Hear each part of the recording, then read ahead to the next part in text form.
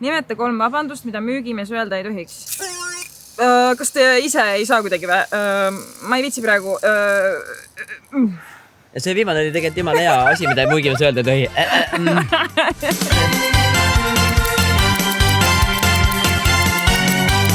Sul on järgmine ka või? Jaa. Nimeta 3 asja, millel on 4 ratast. Auto, lapsevanker, mingi teine käru. Mingi teine käru. 4 rattaline.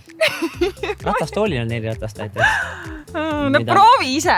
Nimeta 3 värvi, millist värvi autot sa kunagi ei tahaks. Punane, lilla, kollane. Nimeta 3 laulu, mis iga roadtripi playlistis peaks olema. Sweet Home Alabama. Ma ei saa ju.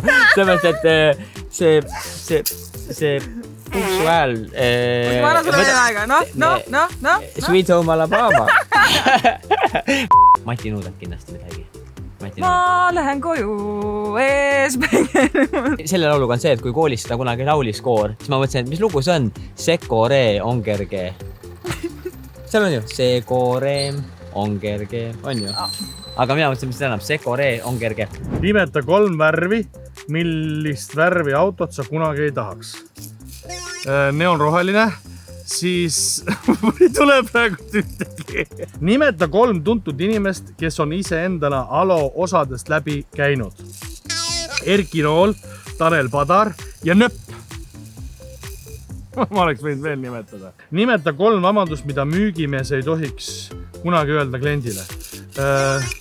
Ma lähen pissile, mul ei ole aega teiega tegeleda, mul on tööpäev läbi. Nimeta 3 Škoda automudelit.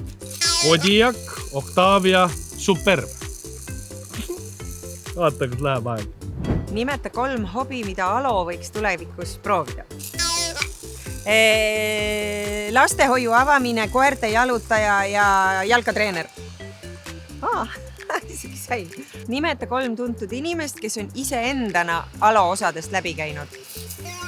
Andres Kõpper kindlasti, Tanel Padar, Ott Lepland. Nimeta 3 side hustle'it, millega Guido tegeleda võiks. Autorendifirma, koduremondifirma, nagu toidu tellimise firma.